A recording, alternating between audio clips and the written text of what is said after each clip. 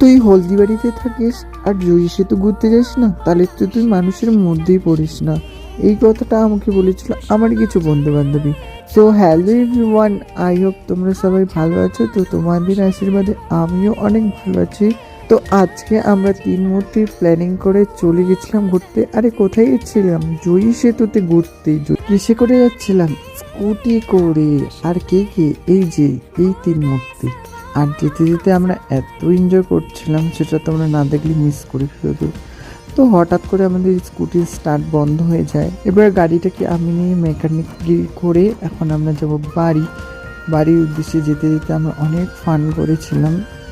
তো হঠাৎ করে কসমোবাজারের সামনে এসে দাঁড়িয়ে বলতেছিলাম, এত তাড়াতাড়ি চলে আসলাম আমরা কসমোবাজারে। ঘুরতে যাওয়ার পর বাড়ি আসার পথে যদি হয় ফুচকা, তাহলে কেমন হয় বলো তো? কি দেখে তোমাদেরও জিভে জল এসে যাচ্ছে তো? হ্যাঁ, এরকমটাই হয়, যখন অন্যরা খায় তখন জিভে জল আসে, যখন নিজে খাবেন তখন খেতে ইচ্ছা করবে না। আরে বলাই তো হলো না আমরা কেন গেছিলাম জয়ী সেতুতে আর কেনই খাচ্ছিলাম ফুচকা আর কর্নেডো। তো বলি, ওই দিন ছিল বর্ষার জন্মদিন। আর বর্ষা আমাদের এই ট্রিটটা দিয়েছিল, যে হচ্ছিল ফুচকা, তার সঙ্গে কর্নেডো আর স্কুটির তেলটা আমরা নিজেদের থেকেই করে নিয়েছি ম্যানেজ। তো গাইজ, আজকের ভিডিওটা হলো এতটুকুই। ভালো লাগলে লাইক কমেন্ট শেয়ার করে দিও। দেখা হচ্ছে নেক্সট ব্লগে। Tata bye.